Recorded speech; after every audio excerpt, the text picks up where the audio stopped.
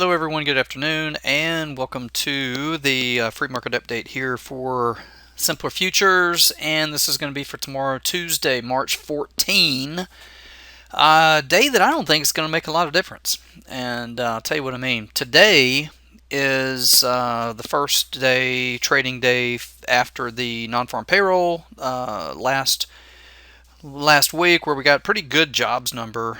This Monday is usually a kind of a slow, kind of sideways sort of drift day, not a lot to it, which is what we got. Tomorrow, there's not much on the calendar really to make a difference, but there is, starting on Wednesday with the FOMC, with the Fed announcement, where there's the anticipation that there is going to be an adjustment on the Fed funds overnight rate, and then you know there's a few things on Wednesday: business inventories, some retail sales, crude inventories, that kind of thing, along with the Fed at 1 o'clock that afternoon.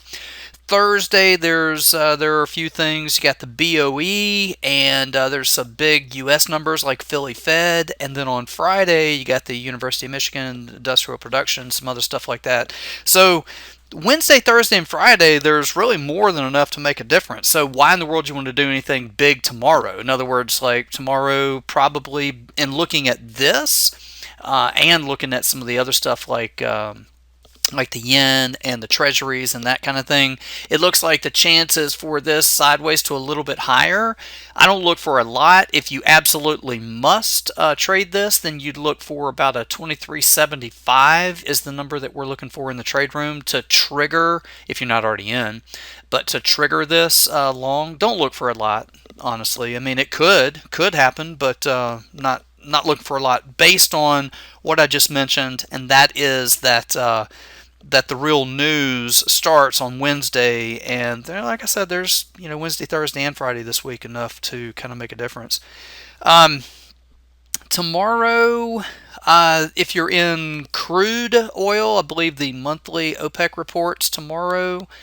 There's a little bit of U.S. data out kind of early. There's a U.S. PPI out. And it's expected like 0.2, I think, is what we're looking at, and then some Japan's industrial production or something. So there's a little bit tomorrow, but not a lot, depending on what you're positioned in.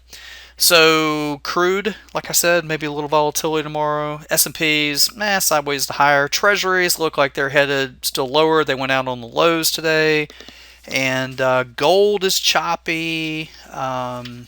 The expected move for the week, I just looked, and it's still pricing in about 23 to 25. We'll go with about 25 points in move priced in, expected and priced into the options chain for the S&Ps, and so just kind of know that.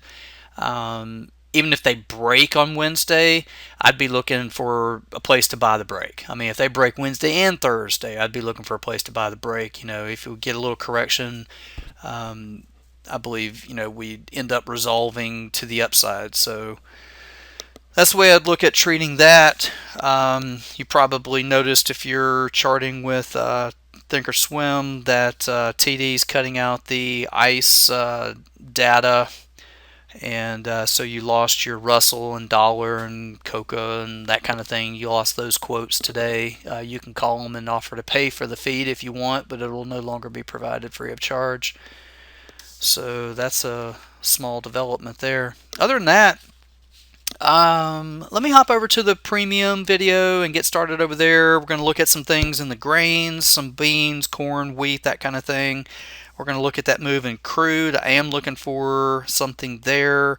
Like I said, gold is choppy, got some levels, but kind of want to moreover kind of leave them alone. But I'll get started over there. Wish everybody here good trading. Hope you have a good week this week, and I'll look forward to being with you again at the next update.